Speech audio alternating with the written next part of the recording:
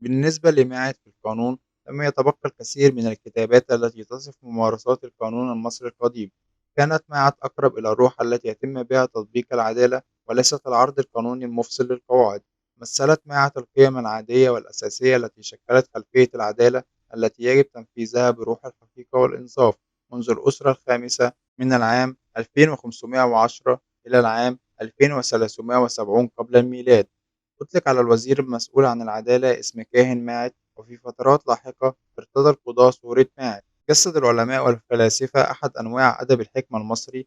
كانت هذه النصوص الروحية ترتبط بالمواقف الاجتماعية أو المهنية الشائعة، وكيف كان من الأفضل حلها أو معالجتها بروح ماعز.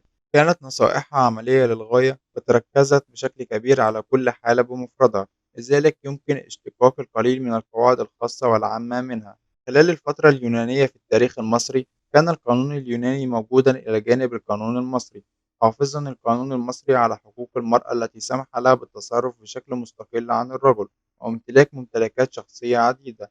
ومع مرور الوقت، أثر هذا على التقاليد اليونانية والرومانية الأكثر تقييدًا.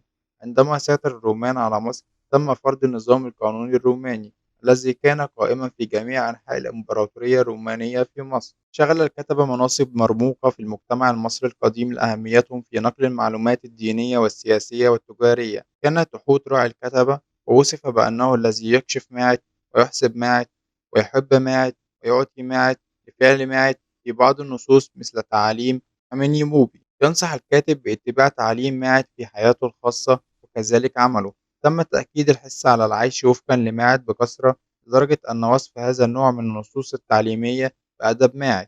كانت ماعز إله الوئام والعدالة والحقيقة، ممثلة كامرأة شابة في بعض الأحيان يتم تصويرها بأجنحة على كل ذراع، أو كامرأة بريشة نعام على رأسها. مغزى هذا الشعار غير مؤكد، ومن المعروف أن الإله شو الذي في بعض الأساطير هو شقيق ماعز يرتديه أيضًا.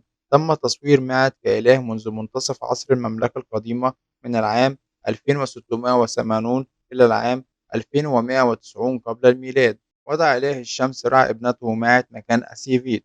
ورث الملوك واجب ضمان بقاء ماعت في مكانها، وقيل أنهم مع رع يعيشون على ماعت.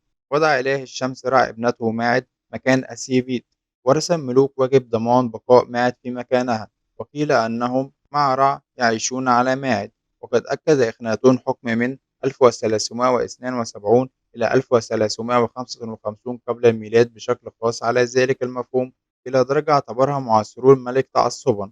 قام بعض الملوك بدمج ماعز في أسمائهم، وكان يشار إليهم بأسماء مثل سيد ماعز أو ميري ماعز، محبوب ماعز. أقدم دليل على وجود معبد مخصص لعبادة ماعز يعود إلى عصر الدولة الحديثة، حوالي 1569 إلى 1081 قبل الميلاد. على الرغم من الأهمية الكبيرة التي كانت تتولى لماعز، أمر أمنحتب الثالث بإنشاء معبد لها في مجمع الكرنك، وتشير الأدلة النصية إلى وجود معابد أخرى لماعز في منفى ودير المدينة. كما استخدم معبد ماعز في الكرنك كمحكمة للاجتماع فيما يتعلق بعمليات السطو على المقابر الملكية خلال حكم رمسيس التاسع.